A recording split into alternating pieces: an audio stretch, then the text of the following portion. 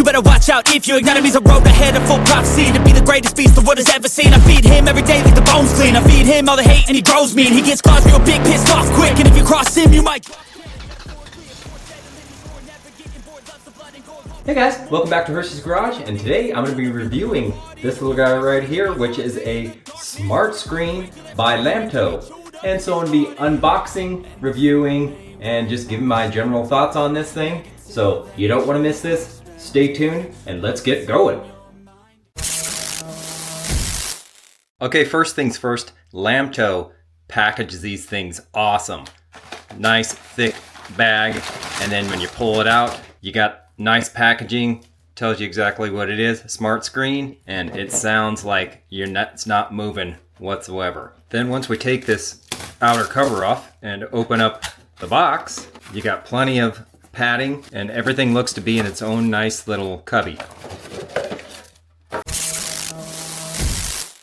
First, you get the all-important smart screen, and the screen itself measures just about 7 inches by approximately 4 inches. And the unit has a power button on the side right here, and then on the back, this is where you attach to the car. Then it has dual speakers, one right here, and I believe one internal right here on the side. Then you have spots on this flip side for a mic, and then your SD card right here, audio video in right here, and then Type-C connection right here. Next you get the user's manual, which this thing is thick and it has 180 pages. So you're not going to be without instructions in this guy. Next we have the power adapter. That's a USB-C type. That goes in the back of there. Then we have an adapter that if you want to stick this on your car windshield, there's a suction cup right there. And this is how it attaches to the back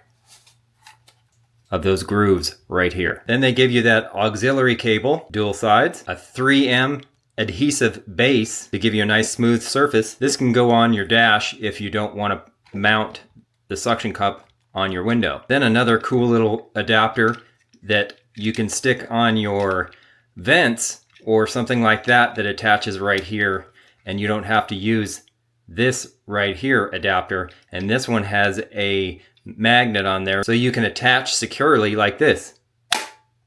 That way, if it's more convenient and it's up and out of your way versus this, then I recommend using this. And then finally you get a little card that says this is 100% satisfaction warranty service guarantee. You get a 12-month, read it, 12-month warranty with this product.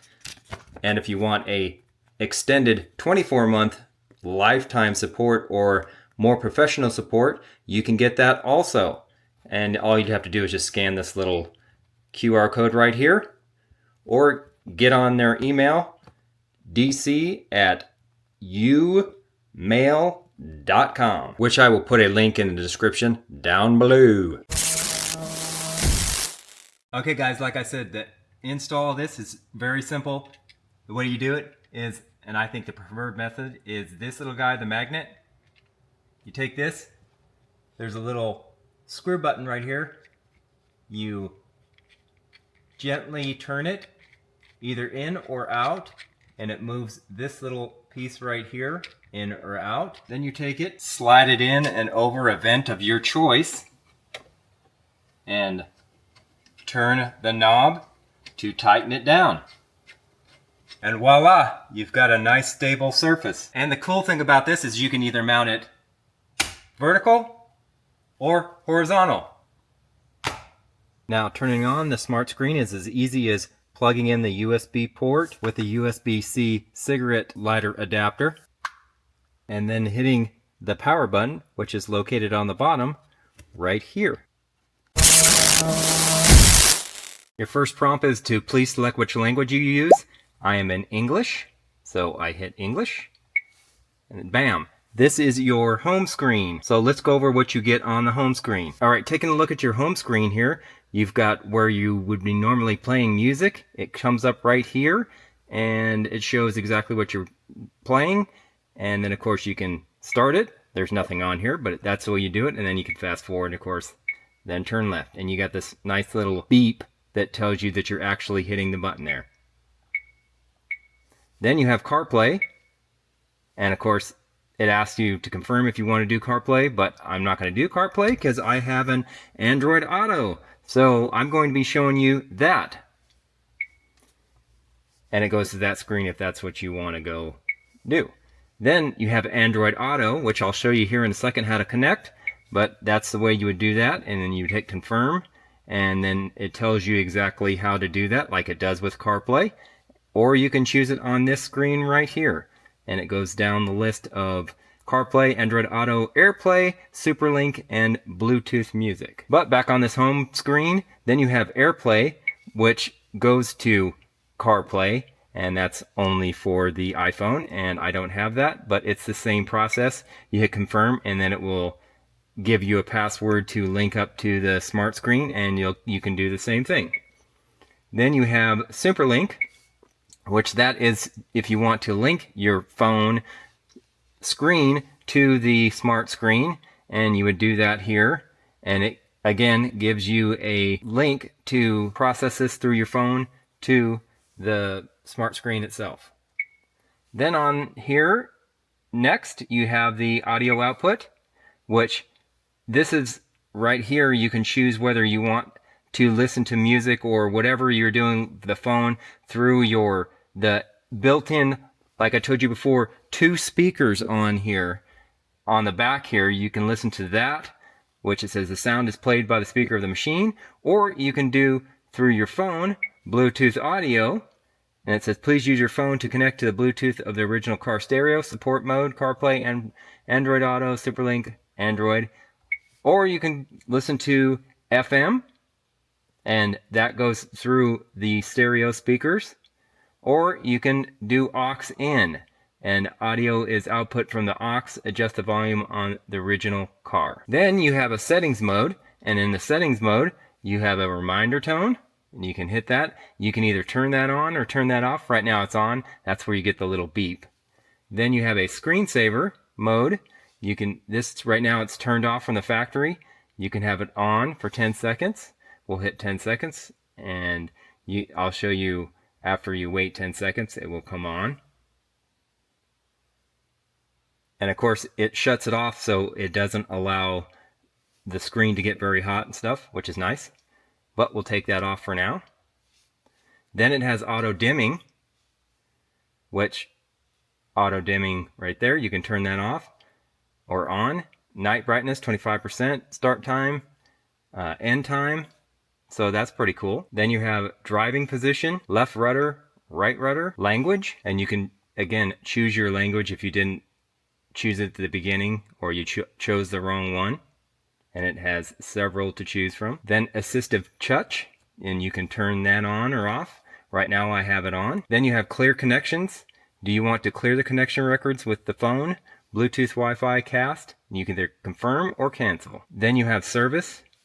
And you hit that and it comes up with a QR code right there so you don't have to fumble around and find it. Then you have factory reset, which you hit that and it asks you if you want to confirm and go back to the factory reset settings, which this is already started like that, so I don't have to do that.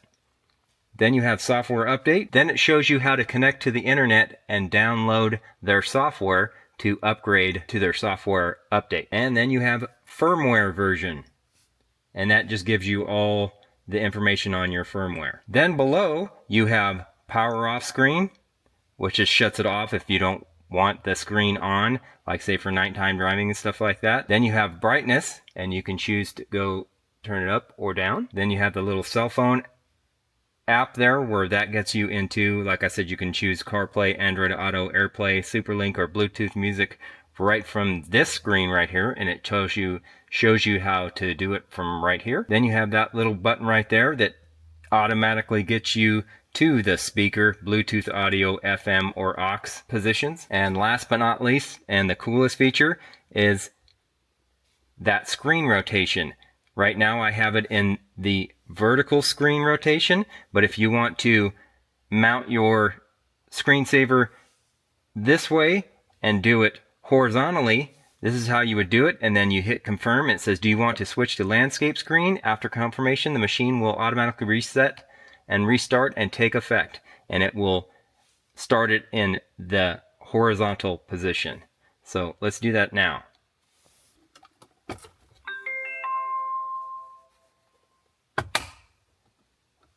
And yay, now we're in the horizontal position, and basically everything is the same except for it is in the horizontal app position instead of the vertical one. And the reason why you would do this is, especially going vertical, it's easier when you do the Navi.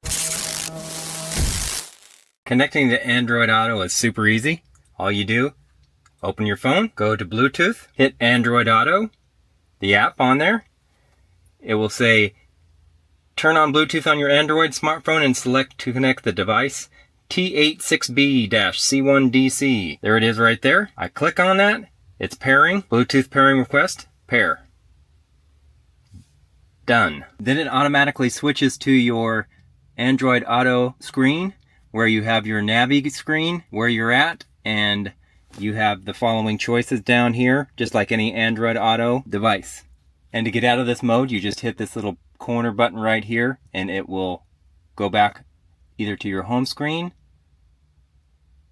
like this, and to get back on, Android Auto. Or you can go to brightness, and get your brightness, or you can go into aux. Now to use the mirror link, super link, you hit the button, switch to confirm, comes up with open EV link application to connect the device.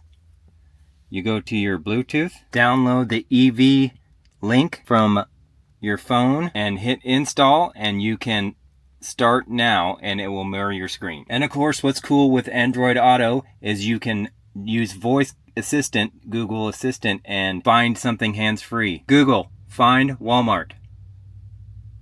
There's a Walmart Supercenter 0.2 miles away. Want to navigate there? And connecting to like Spotify is as easy as opening up your app, then hitting the Spotify button, and you have it right on your car speakers. You also have these apps down here. If you hit this button here, it comes up with that you can access. Incoming calls look like this, and to access them, you just hit the green button. And to switch from the car stereo speakers to the speakers that are on your actual screen, hit the home button right here. Then you go to audio output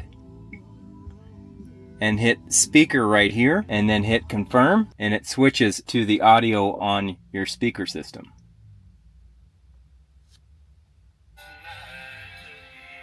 And this is the screen looks like when you're driving.